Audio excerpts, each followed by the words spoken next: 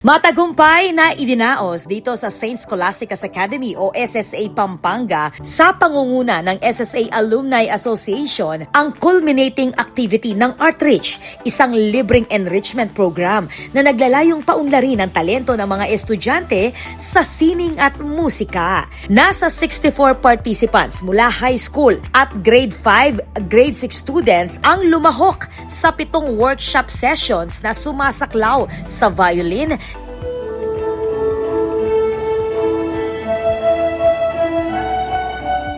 guitar,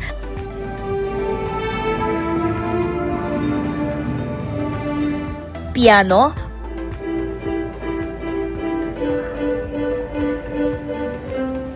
voice lessons,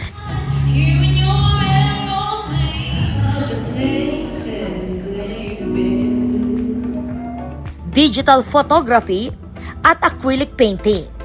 Artreach is actually, these are like free workshops given to SSA students. Particularly, we piloted it with high school students, but then we actually extended it to grades 5 and 6. Okay, and most of the Artreach students, they are like new or beginners only on this workshop. Ayon sa mga organizers, layunin ng programa na palawakin ang learning experience ng mga estudyante hindi lamang sa academics at spiritual formation, kundi maging sa creative arts at music education. So ni sister, sobrang na-impress siya. She's so happy because you know what?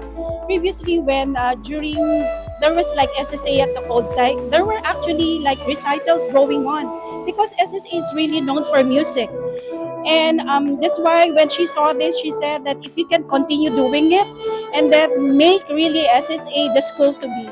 Libre ang buong programa, bagay na malaking tulong din para sa mga magulang upang mabigyan ng dekalidad na enrichment activities ang kanilang mga anak. Bukod sa paghasa ng talento ng mga kabataan, naging pagkakataon din ng Artreach upang maipakita ng mentors ang kanilang kakayahan at magsilbing inspirasyon sa mga estudyante na mas paunlarin pa ang kanilang mga talento.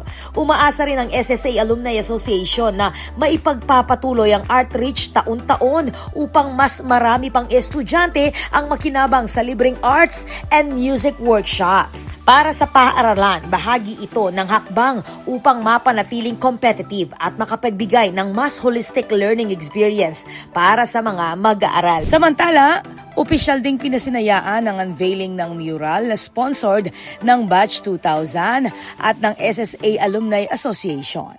This is Patricia Mamangun on the spot.